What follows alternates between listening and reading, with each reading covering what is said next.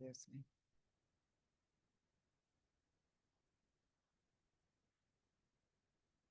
Great, we're good to go.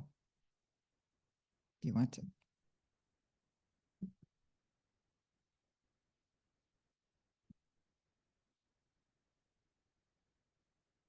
Good morning and welcome everybody to this presentation on education in mid-century Hong Kong movies by Alison Connor, Professor of Law Emerita, University of Hawaii at Manoa. Dr. Connor spent nearly 12 years teaching and conducting research in Asia, that is in China, Singapore, and Hong Kong. With a PhD in Chinese and South Asian history and a law degree from Harvard, she is both very knowledgeable on the Far East and also an inspiring instructor. In 1995, she joined the University of Hawaii Law School, where she taught until she retired in 2020.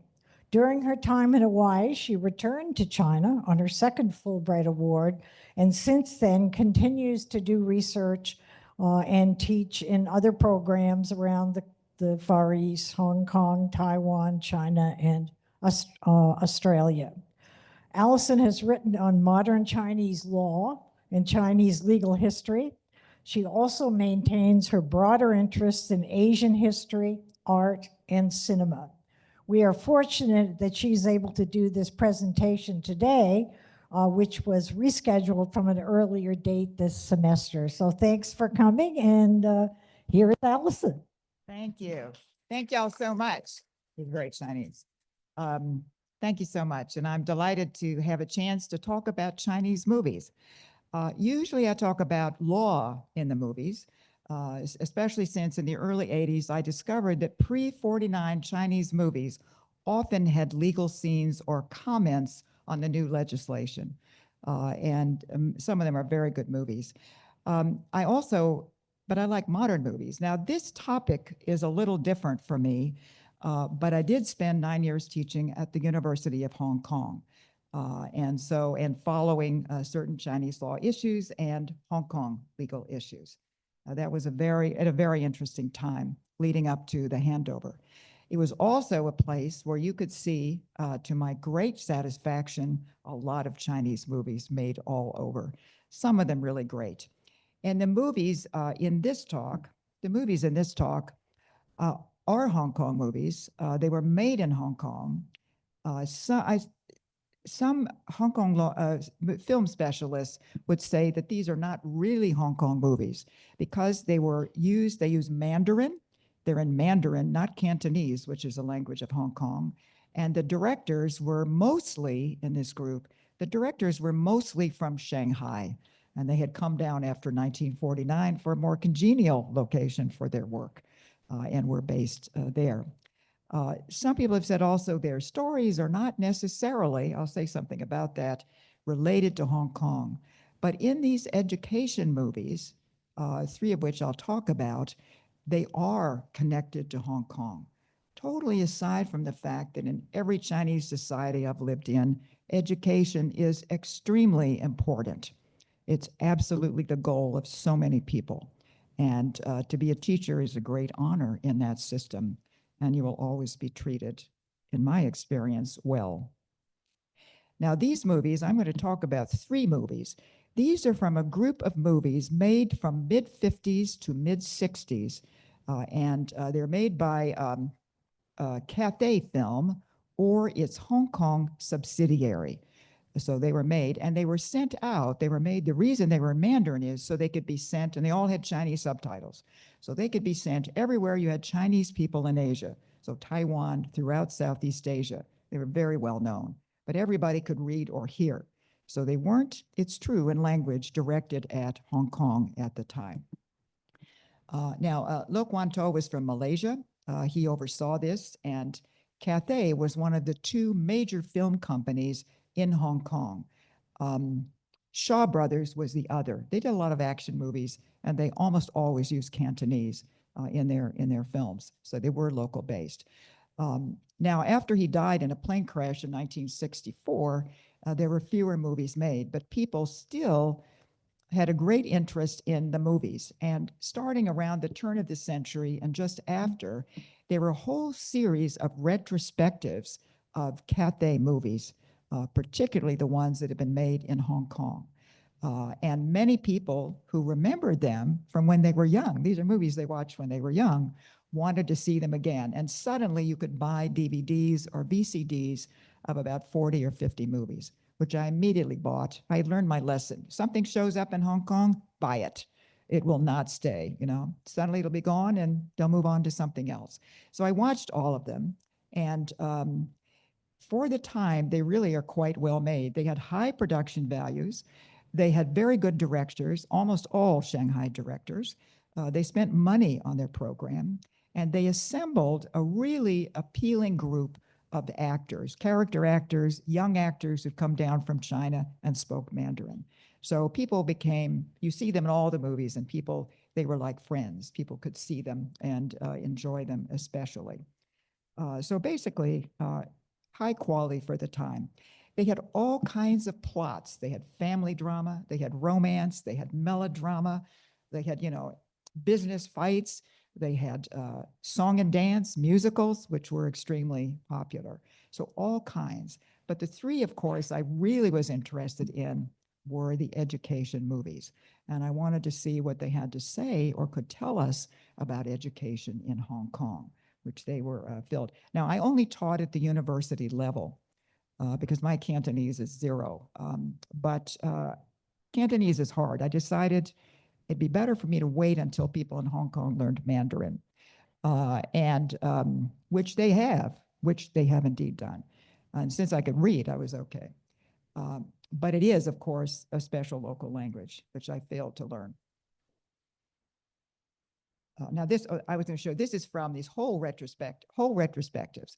And that's a very famous, couple of very famous films, lots of publication. Hong Kong International Film Festival featured some of these so people could see them. Maybe they'd never seen them before, but they heard about them from their grandparents. And there were also some special series of the films, which I attended. And in some of them, I was basically by far the youngest person in the room because people were, no, it was very nostalgic. People could see movies of their youth and see the stars that they liked. Everybody, the newspapers, the movie magazines in Hong Kong always wrote about these movies as well and treated them as local. So you could read about the stars and see what they were up to and where they had been, which I also was reading about. Now, when I watched, I enjoyed some of the movies. Some are great. Some are really pretty bad, I thought, but not too watchable for me. However, 3 movies about education, a topic, of course, I really cared about. And I think they were pretty good. They're all different.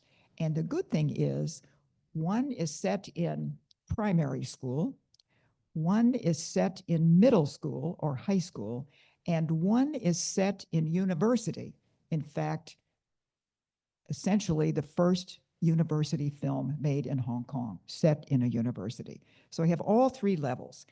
Now, as I said, Hong Kong film people often say these aren't very connected to Hong Kong. If you could enjoy these in Singapore or Indonesia, you know, is it really Hong Kong? Well, education is a topic just as important in Hong Kong, and it still is, as it would be in any other Chinese society. It was essential.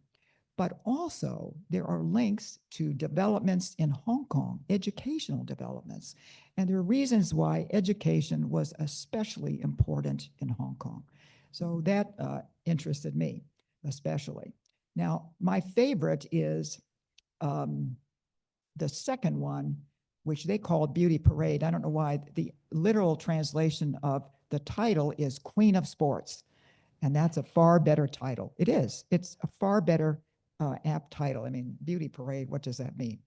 Now, they're all made between 1959 and 1961, these 3 movies, all different directors, some overlap of actors, including my very favorite one, who always plays a good guy. You know, when I see him, I know everything will be okay. So he appears in several of the movies. I got to know the stars. So these are my 3, one amazingly in university. And that was tied to a major development, a second university in Hong Kong. and one in which you could study in Chinese. You didn't have to study in English. In my university, the University of Hong Kong, you had to study in English. And it was basically a lead-in for Hong Kong people who would work in the civil service. So it was not a general, and it was based on the English style, as I know from having taught in it, in learning their system. So the new one was actually an American style university. And when I went and accepted a job at Hong Kong U, my American friends in Chinese studies said, how could you go there to that terrible colonial institution and not go to Chinese U? I said, well, they had a law faculty. I needed a law faculty. So here are the three movies at every level, and I want to see what we can learn about the system and how people felt about it if we look at these movies, which I, as you can see, took fairly seriously, except the last one, Spring Song. And my university experience was not too much like that. The others, I think, a little bit closer. Now, this is the first one, and this Education of Love, this is probably the film of these three that is most like what people all agree are Hong Kong movies, focused on Hong Kong issues and problems which people faced, and directly related to what was going on. And a very serious, the Cantonese movies were often tragic, hard problems, hard lives that they were dealing with, people were dealing with. So this is a much more serious one. There are a few laughs, but not many in this one. It does have my favorite actor, Kelly Lai Chun. Now here is Teacher Lin. Teacher Lin teaches in a small private primary school. And he really is a wonderful teacher. That's extremely important because education is important and the teacher is key. Teacher is key for respect, for learning. And the saying, there are many sayings. One of the sayings is, one day a teacher, forever a parent. And that means if you are my teacher for one day, I will always honor you as my parent. Now, Teacher Lin is exactly that kind. He works with primary school students, and here are two of them at his house. He overworks. He works extremely hard. He's trying to help people. And here are two of his students now who need extra help. The one standing next to him is actually, if y'all know Hong Kong martial arts movies, that's Sammo Hung. This is his film debut in this film. And his first appearance. He's a bit larger than that now, but he's already looking good. Now he is the best student in the class. He has a scholarship because he has no money. And his father, his alcoholic father, thinks education is nothing and would be happily pull him out and have him work. So Teacher Lin is trying to help all of them. And most of them, he has a scholarship. Sammo Hung has a scholarship. Most of them have to pay for this. This is not a state school, and it can be very difficult for them. So he's a wonderful teacher. His life has been devoted to his primary school students, to the detriment of his health. Also, he's in a private school. He's not paid. He can't be paid very much. That's not possible. Now, this is his daughter, Jingyi. She has just graduated or finished middle school. So she's in between. She hasn't decided what will be the next step. And that's her about to become fiancé, Kelly Lai Chun, my favorite. So I'm glad she found him. He'll be good. It's okay. So this is romance, and he is still courting her. But her father's illness is progressing. He really isn't doing well. He's older and he's worn out. So she has offered to step in and show up to his classes. She doesn't have a teaching certificate. She just got out of middle school, but he's her father. She can't have him suffer. And of course, the other reason is if no one from her family shows up, there's no pay. And his pay isn't that high, but they need to be paid. So the school, to help them out as well and to make sure the class is taught, have accepted his daughter. So here she is looking up. I think she's considering what she's got herself into. She's looking up and she's looking up. This is a very Hong Kong scene. Here's the school. This is where she's going. And it says, this is the private self-strengthening primary school. and it is a school for boys. This is a school for boys, usually a 4-year program. Very Hong Kong. You have to go up a lot of steps in Hong Kong half the time. Certainly if you're on Hong Kong Island, you're always going up and down the mountains. So there she is, and that's where she's going, his school. When she shows up, the students show her respect, as they should, and the typical practice is when the teacher enters the room, all students stand and bow to the teacher, who may or may not bow back, but they will stand up and show their respect. They haven't even seen her, but she is Teacher Lin's daughter. So they are showing her. This may be the last time for a while they show her that respect.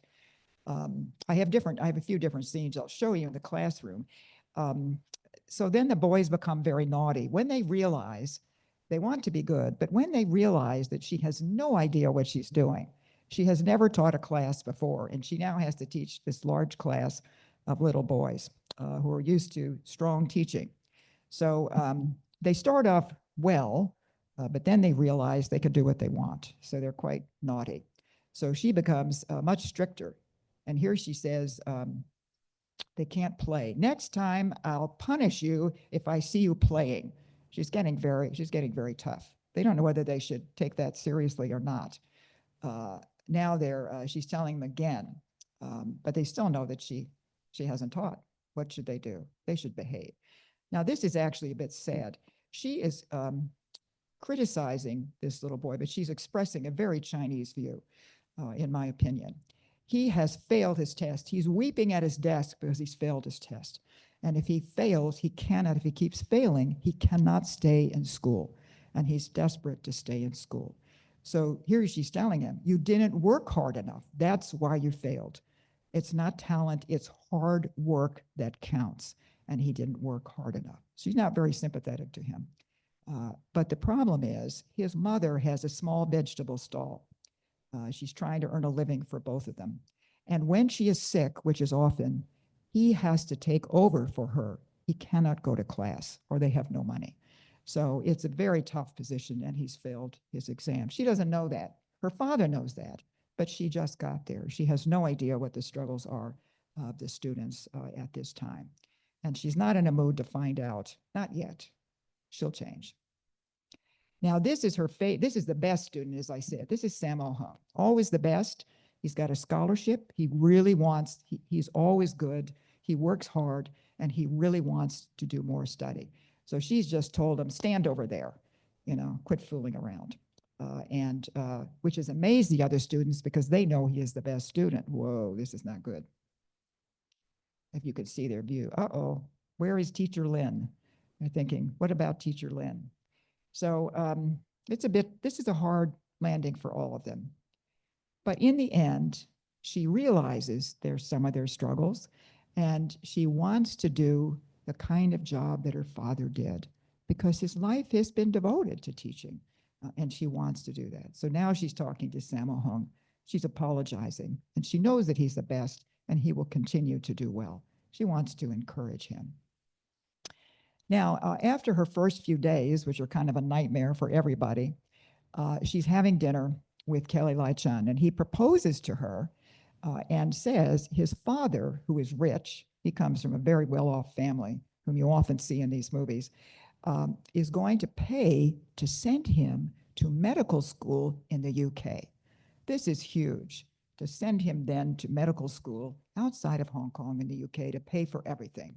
And if they get married, because he approves of this marriage, he will pay for Jing Yi to study in the UK also. So if they get married, she will go with him and they will both have study opportunities, which is extremely important to people. So she's going to think about it. They go to see her father and tell him that they're engaged. He's still not doing well. He's in the hospital, but they want to visit him and let him know what's happening. He approves of this match, of course. Now, also, he begins to feel better, and the teachers, his colleagues, and his pupils organize a birthday party as a birthday to celebrate his birthday and to celebrate what he's done for them. So this is the party at his house. Everyone is there. All of his students, the current students, and his colleagues want to show him respect and wish him well.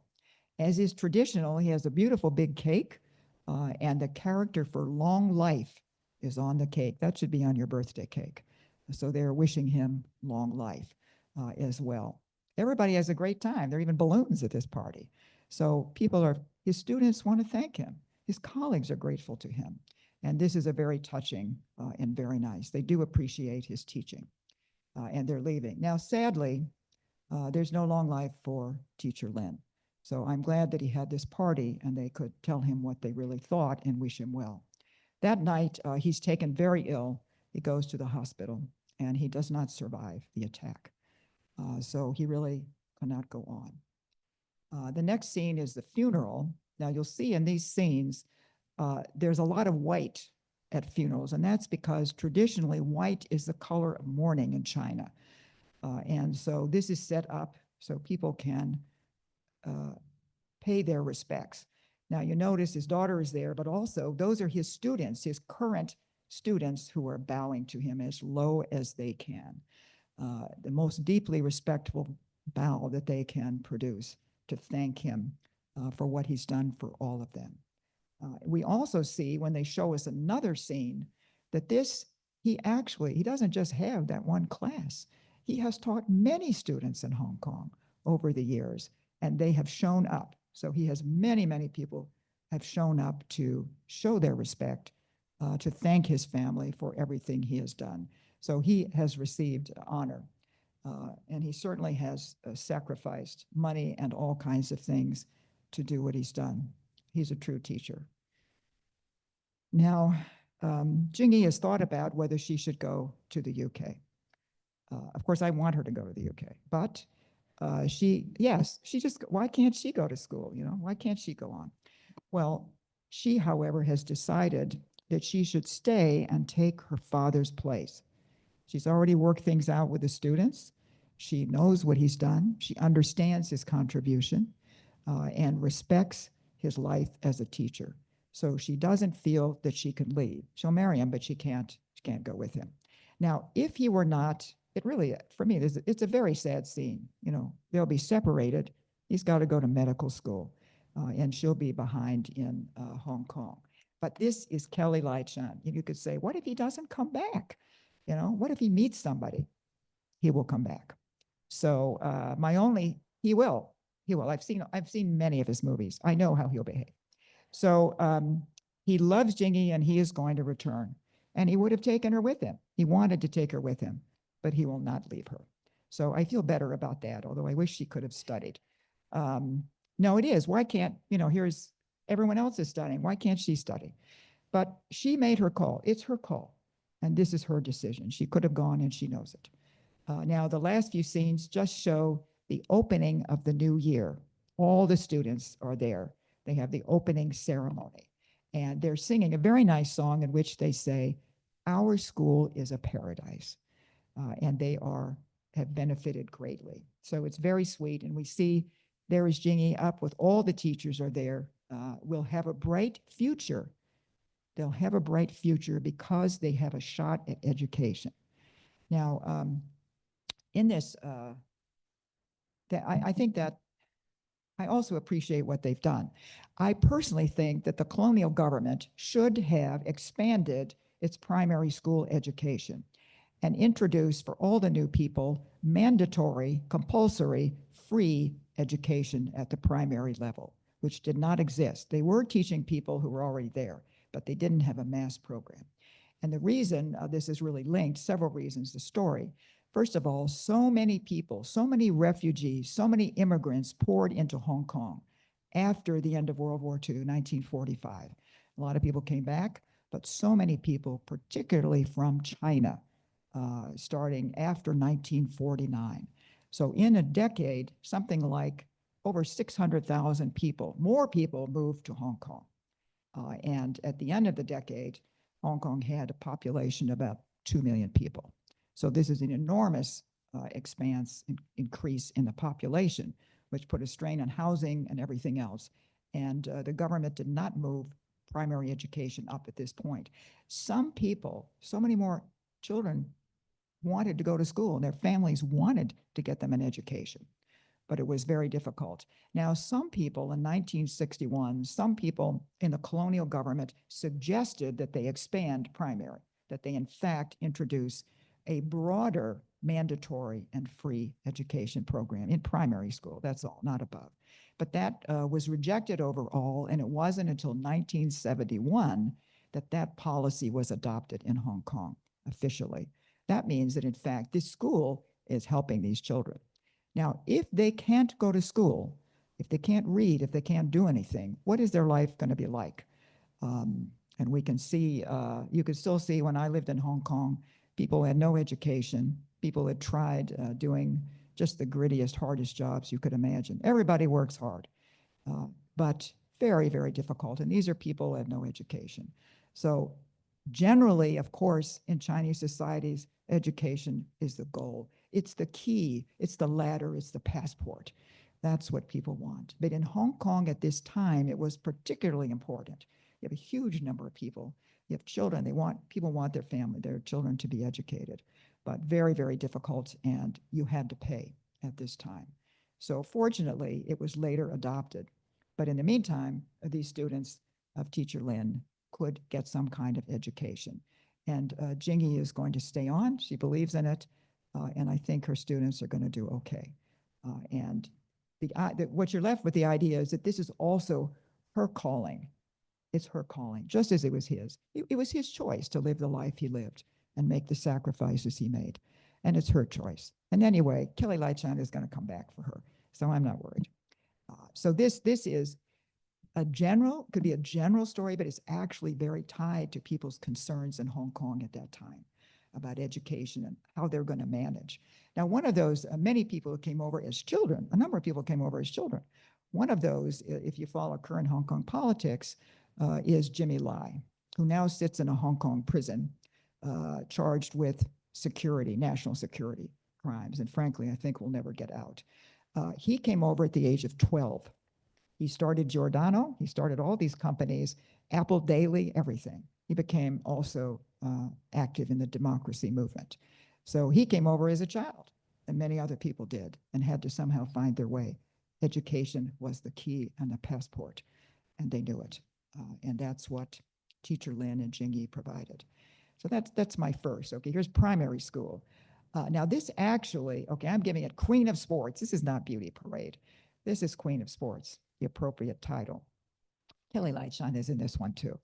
And he's just as good as in all the other movies. Now this sports were not necessarily high ranking in Hong Kong schools. It depends on the school. If they were run by foreigners, then you have sports. But this is a little bit different.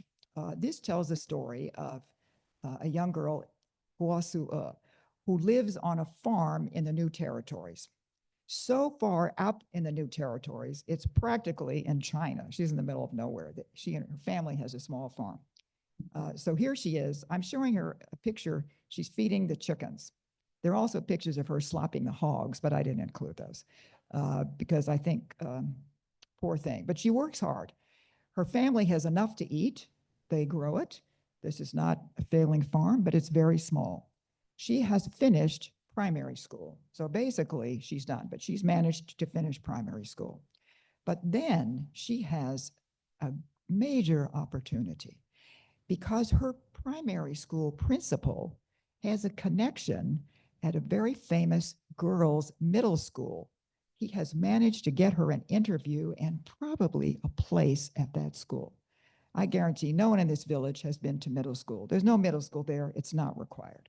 They only have been to primary school. So this is an enormous, this is a huge, huge benefit. And her parents are very excited about it. Now, they go to see the school. They go to see the school. This is a private school, but it's nothing like the self-strengthening school. This is a world apart, very, very different. And the film shows you how far out they live by putting them first on a bus, then on a train, then on another train, and finally in a taxi to get to the school. It's a totally different world. And this is Sacred Heart Girls Middle School, which means it is run either by the Anglican or the Catholic Church. And starting in the 19th century, a number of excellent schools were founded, including schools for girls, and in many of which, although we don't see that here, you would study in English. Then you could use that to get ahead. This looks like Kowloon to me. I'm not sure. It's not Hong Kong Island. But this is now in town. This is now in town. They're far, far from her area. So they arrive. Okay, they arrive. They're greeted very warmly because there is guanxi, there's a relationship. They've got an introduction. So they're greeted there. And she's there with her father. This worries me a lot, though. I like the reception by these two people, but I'm looking at her suitcase. She has these terrible cheap suitcases, which are bothering me. And what's really bothering me is what she's wearing. That outfit, which she undoubtedly made, but clothes are made by people. This is the standard uniform for servants and lower working class people. This is how they dressed. And if I know that, you can be sure that her classmates know that. So she's showing up in her best clothes, but I'm worried about her reception. This is an expensive school. This is an expensive private school, but she would have a fellowship. Okay, now she's coming into the classroom. These are nice facilities for the time, and the girls are all standing up. Private schools like this all had uniforms, which could be recognized. This actually is the uniform of a school, which may also have had some version of Sacred Heart, because the Catholic bishop wrote into the newspaper and complained because this is their actual uniform. He said, people will think that my students act like this. So he was very unhappy. And in fact, some of the students, the actual students, were extras in the movie, and they showed up in their uniforms, which made him even unhappier. So some of these are not actors. They're students from the school. But that's very standard. She doesn't have a uniform. She's wearing a servant's outfit. Yeah, see, look, they know. This is really, are these mean girls? Oh, look at this. This is not a good reception. I feel bad for her. So look at that. Mean girls. Okay, so there they are. Then they really are mean girls. She is assigned, there's a very nice dorm. This is quite a nice hall, residence hall for the students. And her roommates tell her that it's the custom for new students to clean the room every day. And she believes them because she wants to fit in, of course, but also she doesn't know. That really is mean. So there she is cleaning. They're out playing and she's cleaning their room. Oh, they're terrible. Now she goes back to class. Fortunately, she has a uniform. She's got to have a uniform. She's got to be one of them. She's going to try to fit in. They come from well-off families, obviously, but it's painful. This is a very painful transition, but this is an amazing opportunity. So the teacher she doesn't know. She's unable to answer this question, to the great amusement of her classmates. Now she begins to have some success, which this is the home ec teacher. She's in home ec. Yes, they had home ec there too. I took home ec also. So she is the only one who can cook. She's made a very nice cake and she has demonstrated her sewing ability, which you notice all the other girls have not done. And they're not impressed. Why? Because they have servants. They're rich. They don't need to know how to do this. She's just showed them she's a servant, not that she's skilled. But the teacher is happy and she hasn't had much praise so far. But things are going to get better. It's sports day. The school, like many other schools, has a sports day that everybody participates in. And she goes and wins everything. Even though she has no gym clothes, she's wearing her regular uniform. When she swims, she wears some old dress, she jumps into the pool, and then she beats all of them. So she gets all of the trophies. She is a natural athlete, and she spent years running around and working hard on the farm. She hasn't been sitting in a drawing room somewhere. So she has a chance to show what she can do. And everybody is very excited. And what she can also do, oh, this is good. She can play basketball. She can learn basketball very quickly, and she's an excellent athlete. And basketball is a key game. Unfortunately, this school, Sacred Heart, has been losing its games to the distress of the students and the teachers, and not just the coach. Yeah, they all want to win. So she plays. She goes out. She's on the team. And when she plays, there she is. They win. She's a really good player, great team player as well. And when she plays, Sacred Heart can win, as they do. And once that happens, everybody is ecstatic. The students who have been so mean to her, now they're her friends and they're very happy. We all sing and applaud you. We all sing and applaud you. And the teachers are also, look at the teachers. The guy bending over is the principal. Oh, he's ecstatic. They just beat a big rival of Sacred Heart. He's very happy. So she has won her place. You are our queen of sports, and she should be fine. I mean, now she's going to be very popular. But unfortunately, yeah, that was too good to be true. What happened is, in order to stay, she had to pass, she was told she had to pass the entrance exam. She had to pass an exam. So she was there on approval. She's got through the courses, but she had to take the exam, and she failed it because she was playing basketball and trying to fit in, supposedly, or she didn't know how to study. She didn't come out of a school that told her how to study for classes like this. So now the principal has to tell her, if you can't pass, they're going to give her, I think because of the basketball, and she's a really great person, they're going to give her another chance. She can take the exam over. But if she doesn't pass, then she's out. Now, in the meantime, she has to go home and tell her family that she's brought back all these trophies, which are meaningless to them. I mean, what do they care about basketball? And she has to take the exam and may not be able to return. So her family, her father in particular, is devastated. And that young man is his older brother standing behind her, hearing this news. Now, elder brother has no chance to go to middle school. He hasn't been offered that, but also he's the only son. His duty is to run the farm when his parents cannot, and to get married and produce a grandson for them. He can't go to middle school because he needs to run the farm. She's the only one, his parents certainly have not been to advanced education. She's the only one in the family who's ever had this opportunity, which is what her father is thinking about. So of course, they've lost face. Everybody in the village knows that she had an opportunity that none of them had, that she has gone to the school, and now they're going to know that she has been thrown out, that she cannot continue. I mean, how is he going to live with this shame? It's very bad. But also, I think the worst thing for him, I don't know what the word, it's all bad. It's also bad. What upsets him the most is she failed because she didn't work hard. So in the traditional Chinese view, talent is good. Yes, talent may be necessary, but what really matters for your results is hard work. So if you didn't do well, they won't say, oh, I'm just not good in that topic. No, it means you did not work hard enough. And she didn't work hard enough. She was trying to fit in and learn the system.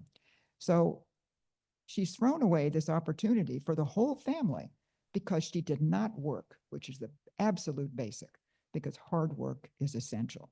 Now, talent is great too. They don't downplay. If you, in my students, the talent, those who had the talent and worked hard, that's unbeatable, who really worked. That's an unbeatable combination. Unfortunately, she didn't have good training and she didn't work. So she's going to try. She's going to try, but how can she do it? Well, by an amazing coincidence, that's her roommate, Shan Shan, a kind roommate, and her older brother, Kelly Lai Chan. By an amazing coincidence, her rich family has a country house in the middle of nowhere, right next to Su'a's village. And they are bicycling over so that Kelly Lai-chan can offer to help her study for the exam. And Shan Shan is the introducer. So they are going to see her family, and he is going to offer to tutor her. I mean, she obviously doesn't know how to study or take the exams. So there they are. This is a great tableau. Look at this. She looks very demure and pleased at one side. Her father is looking hopeful. Shan Shan is explaining. Her brother's looking on. Here's the chance. And he says to her, shall we start tomorrow? He's going to start tutoring her so she can take that exam. And he's some years ahead. He's a very good student who didn't go to a country primary school. So they agree to this, and she does. He starts to tutor her. Here they are in the country house, somewhat nicer than her house.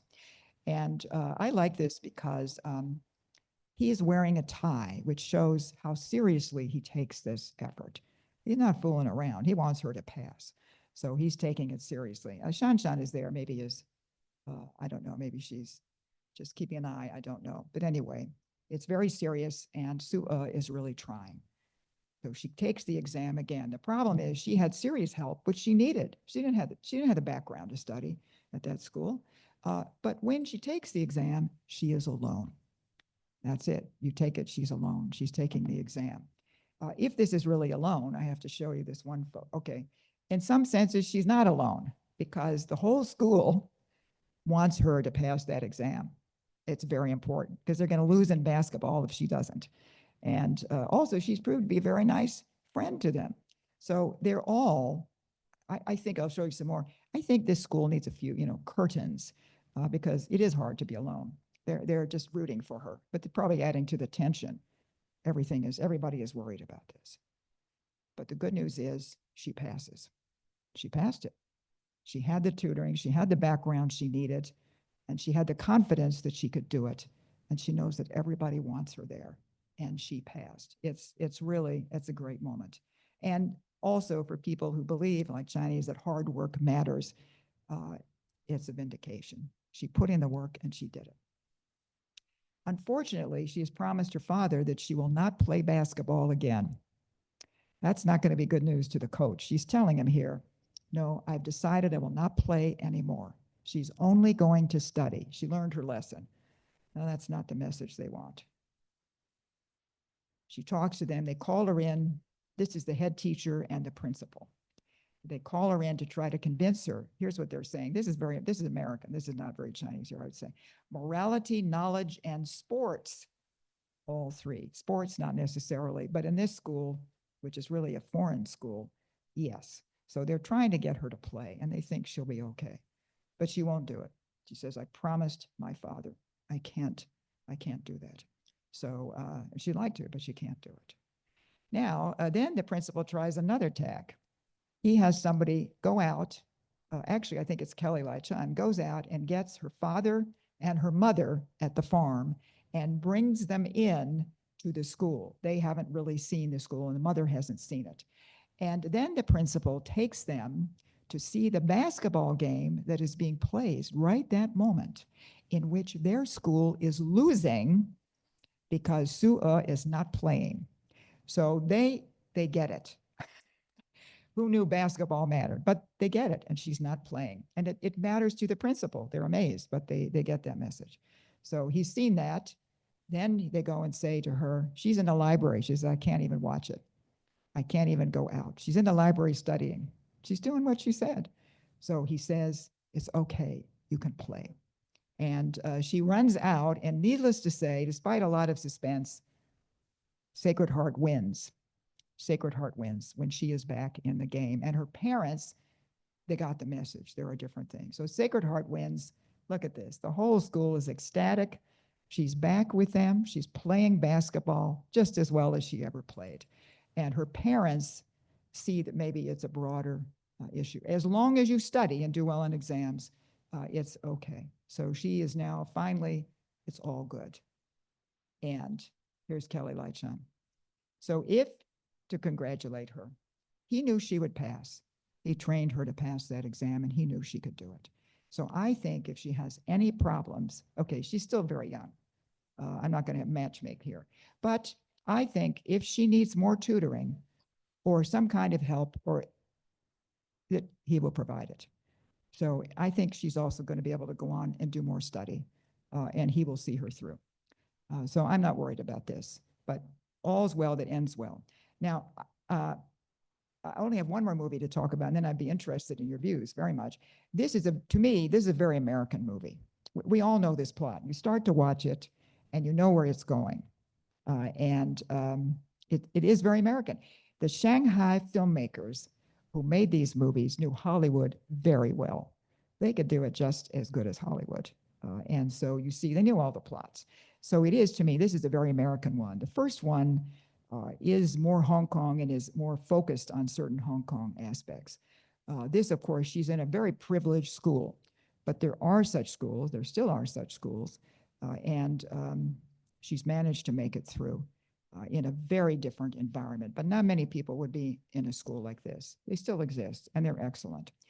By the way, what you don't see here, what interests me also is people say this is not Hong Kong. Well, these films show you various scenes of Hong Kong at the time.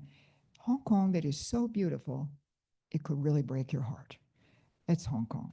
And it shows values like this, which are Hong Kong, and which I always admired. So I think it's Hong Kong, even though this is a Hollywood type film. And this was a very popular movie. These are very popular actors at the time. So this is a more cheerful movie. The first movie is really pretty sad, and it lays the problems out for you that people suffered. This one, now my last movie is set in a university, and it's the first Hong Kong movie I know of that shows university life, or possibly university life, depending on how you view it. And excuse me, this was made in 1959, directed by Evan Young, and starred some very famous, very well-known actors who appeared in these films. So I should like this one best, although this is kind of a crazy, the plot is so bizarre, it's hard for me to love it. And Evan Young, who was popular, he just threw everything into his movies. Everything that might amuse people, it just is kind of thrown in. So he's in that. And this, the reason this is connected to Hong Kong very directly is that in the late 1950s, the colonial government announced that a second university would be established in Hong Kong. It had only Hong Kong U. A second university, this one on an American model to a great extent, in which students could study in Cantonese or Mandarin or English. And this is what became the Chinese University of Hong Kong. It's called Chinese U because you could study in Chinese, which was not true at the University of Hong Kong. So everybody, when this was made, everybody in Hong Kong knew that there was going to be a university, and they were very interested. What would a university be like that wasn't Hong Kong U? A university that everybody could go to. So this, I don't think it will be like this, but anyway, this is the reason I can stand this movie, despite a bizarre plot to me, really kind of stupid, where two girls who should be friends engage in all kinds of conflict and cause a lot of trouble, and where the students are basically naughty, even though they're in university. This is major. So in 1963, it actually existed.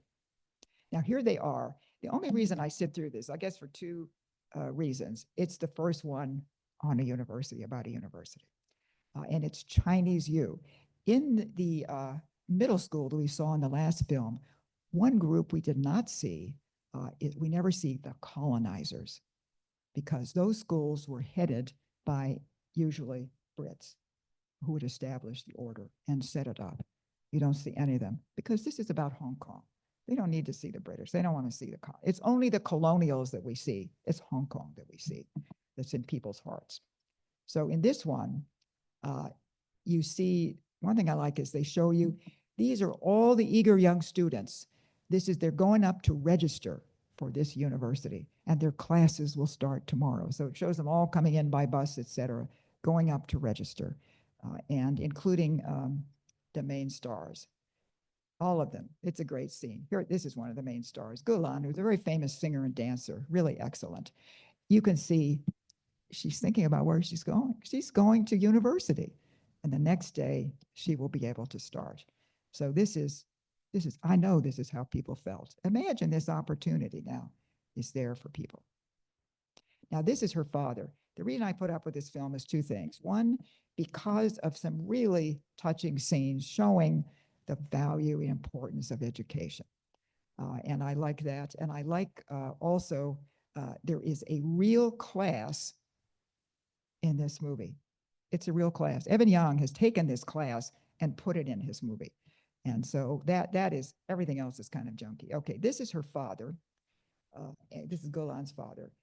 Maybe is he a university? Does he work for the government? Maybe he's a clerk, small business. He's not rich. They're not poor, but they are not rich. So he has called all of his children. He has 7 children.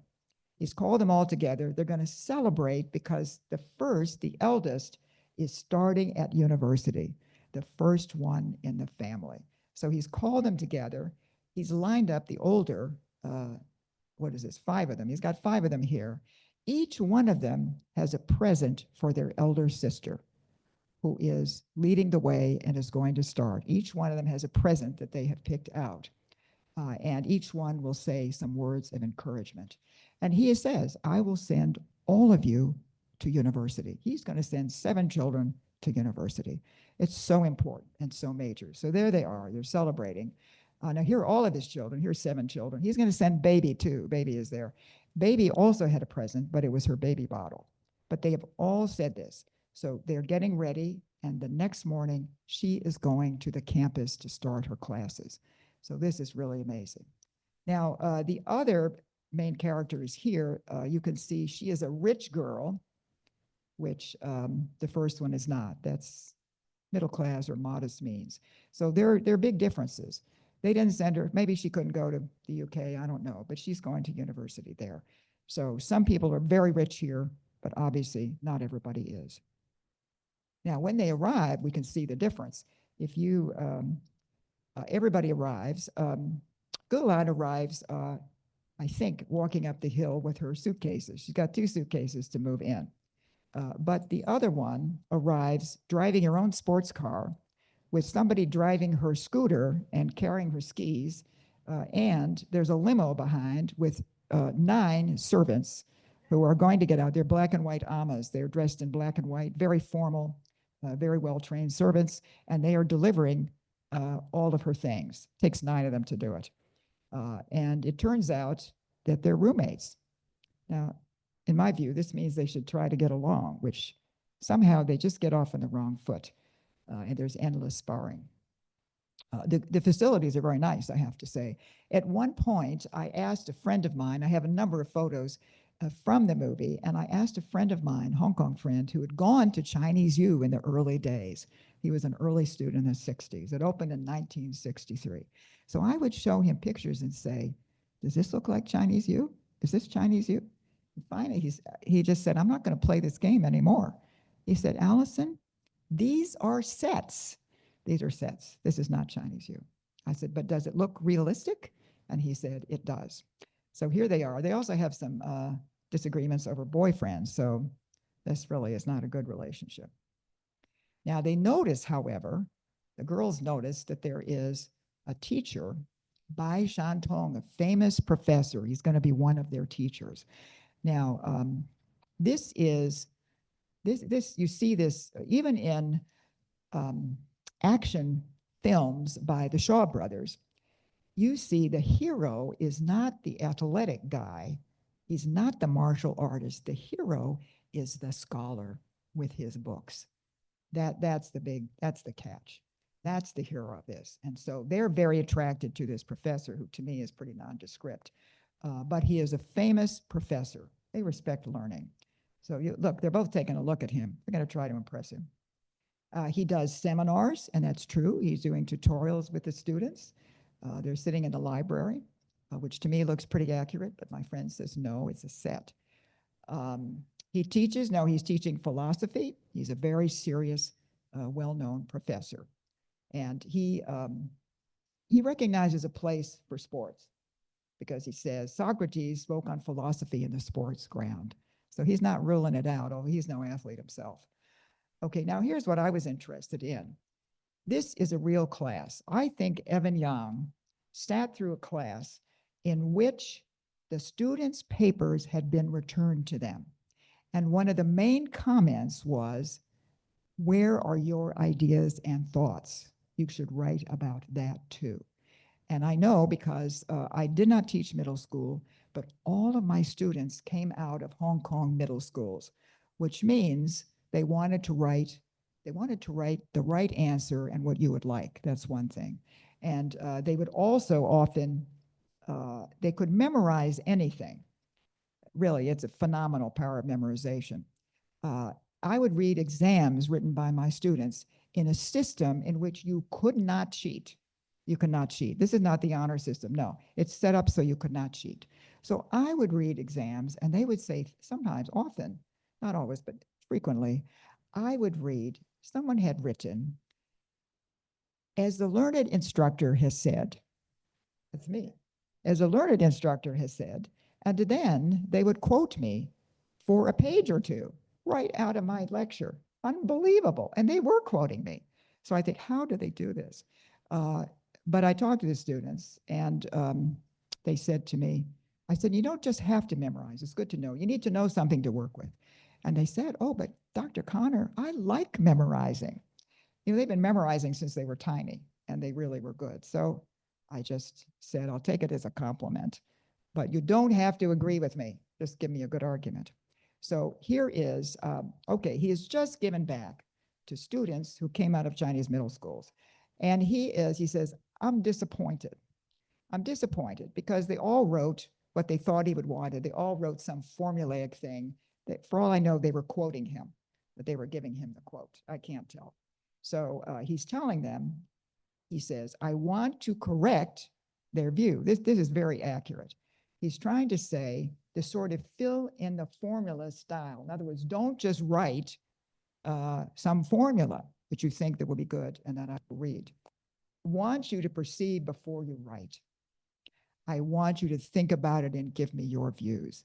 This could be very hard for people who came out of middle school because they've been trained to do one thing. The best can do both.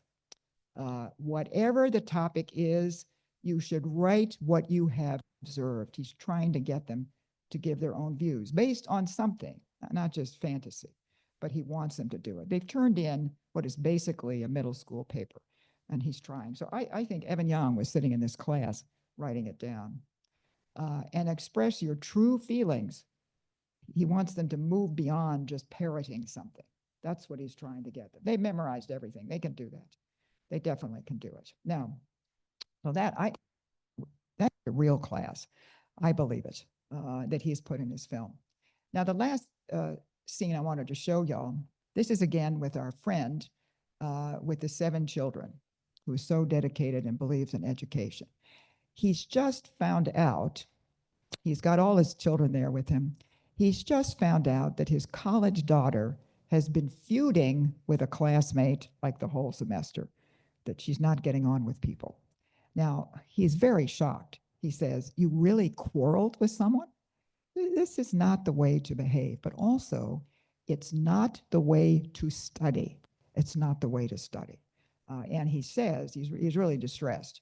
He says, there are 2 things you need. Only by respecting teachers, absolutely, absolutely. And by befriending with classmates, can you be a good student? And that saying below that says, it's important to have a teacher. And it is, that's essential, absolutely essential.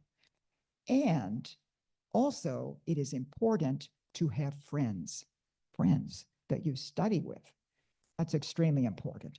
The classmate relationship is a very important one. They are 同学. They are same in their same year classmates. They should be helping each other. Actually, he's right. It does help you to study with people. We all know that. So he's astonished that they're quarreling instead of getting on and doing well. So that's why he's saying this is a very Chinese attitude, and there are more things like that. Well, it all works out. They get on, they sing together, actually an interminable Chinese opera song, which I had to fast forward through. I love Shaoxing opera, but this is Suzhou opera, which I hate. And of course, but it's high class, so I have to pretend I like it. And my friends told me, don't tell people you like Shaoxing opera, because that is low class. Actually, it's great. It's a good sound. They said, tell them you like Suzhou opera. I said, I can't, because if I do that, because Chinese friends are so kind, it will take me to Suzhou opera, and I don't like it. So I'd rather, be a person without taste. But anyway, they're singing. It's very high class. Everything will be fine. I think they're going to do well, and they're all going to graduate. Now, my last comment, I just want to say, education appears in other movies. This is where Evan Young went, St. John's University in Shanghai, which was founded by the American Episcopal Church. It was the best considered the best of the mission schools, a top college. That's where he went. And I think that's where his class was. It certainly wasn't Hong Kong U, but this is where he went to school. And I think he used that. Very American. It was very American in style and class and everything. So he knew these. He knew this well. Now there still are education themes in movies. It still matters.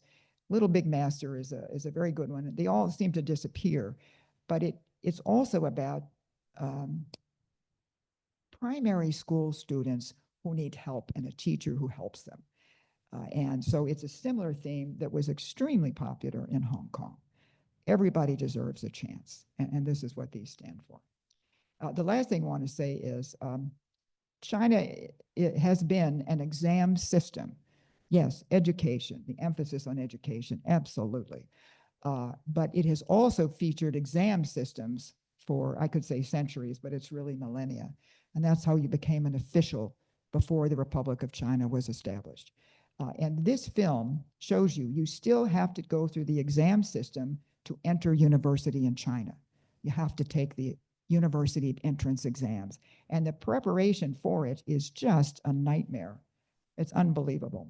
And this shows you students stack. I never saw so many materials. I don't think I read that much in college. It's like massive amounts of materials.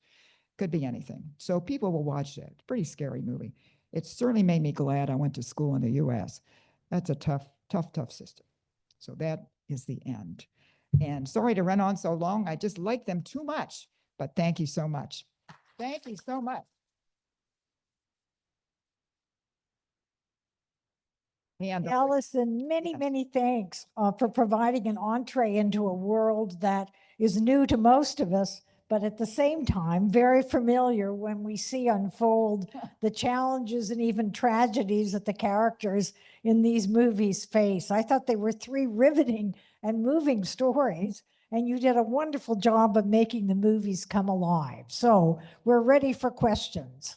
Well, I am, yes. And I think there's some people who have personal experience who are welcome to contribute to it.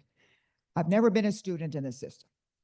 What is the status today for the students that are trying to enter the universities? How difficult is it, and how available is education? Well, it depends. In Hong Kong, they also have to take the university entrance examinations, for which there is endless preparation. And some schools that are famous for getting a lot of people high on the examinations have a pep rally in which they rally everybody, key them up so they can take the exams. And it's endless studying, endless. That's in China. And they still have the Gaokao, the university entrance exams. Yeah, what a nightmare. Anyway, so in Hong Kong, there also are exams to be admitted to college. And our students were admitted on the basis of their examinations. That's undergone a number of changes, but there are still examinations and people still study for them very hard. Because when I taught there, you were admitted not just to the university, but to the particular department, which might not have been your first choice. And that depended on your score on the university examinations. So it's still there. It's gone through a lot of changes, but you're still focused on examinations for sure. And people feel, for reasons you can understand and sympathize with, because they feel that allows everybody a chance. If you work hard, then you have a chance. It doesn't say you have to have money, you have to do something. It's supposed to be on hard work and ability. So, and it's very stressful for the students. Thank goodness I didn't have to do that. Do we have other questions? Do we have any questions online, Nicole? Okay. I want to say a special thank you to Nicole and Chrissy, who provided wonderful technical help today when Pam couldn't be here. And one last question for you, Alison, and that is, I know you're doing a series of 6 presentations in another semester. Could you maybe tell us what the theme is and which semester we're talking about? I don't actually know which semester. I'm not too clear. I should find out. No, I was going to go back to law and film, and which in the pre-49 movies, which I also liked, that were made in China, some really beautiful and terrific movies. There are legal scenes. You see lawyers for the first time. You have certain trial scenes. You also see savagely critical films, leftist films. So that's when I got interested in law in the movies, which wasn't even a thing. But in Hong Kong, you couldn't see these old movies. They were not released by the Beijing Film Archive, but they would have special showings in Hong Kong. So I went to those. And so I got very interested in them. And so I think my next thing would be on some of these early movies. Some of them are excellent, and they have a lot of very interesting comments on the legal system and what it means. Not always positive, sometimes very unpositive. So I'm interested. They're good movies, and they are definitely Chinese movies. I will accept these movies as Hong Kong movies because Hong Kong people liked them. They were filmed in Hong Kong, and the issues that are involved, even in just, sort of not very serious movies, are issues that really mattered in Hong Kong then, and you can see that. And so that's one reason I like these. I thought they were very popular. At one point, it was hard to get tickets for these, my last comment, retrospectives. So I ran down, of course, the very second it opened, and I bought some extra tickets because I believe that there were a number of people, friends of mine, who would want to go and see these movies with me. Well, as it turned out, there were no people who wanted to see the movies with me. So I did. I got some Chinese friends to go. But I was the one who really got caught up in these movies and was looking, especially education. It's a good topic. And I think the Chinese views I appreciate them and admire them.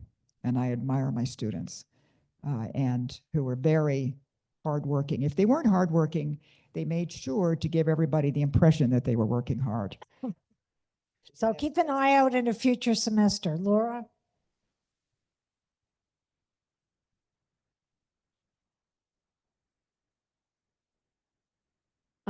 Just one comment about your upcoming course, which I don't remember either. It's way down the road. It's like in the the next winter or spring. It's one of those two. It's a ways. But one thing that Alison showed me, which was really interesting, she had picked out 4 films that are the early movies, and you can look at them ahead of time, and they have subtitles, and it was very an eye opener for me when I did that. So I know that's a long way away, but I'm just going to bring that up now. Well, thank you for that advertisement. I forgot, I should have said, when I started watching these movies, they were not available. Nobody was very interested.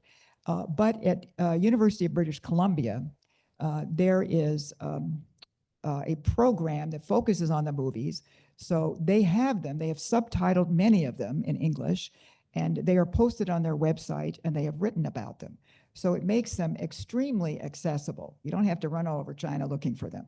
And you can see good versions and with good subtitles and decide what you think. It's really an excellent resource. Thank you very much, everybody, and thanks, Alison. I'm lucky in my support. That was terrific.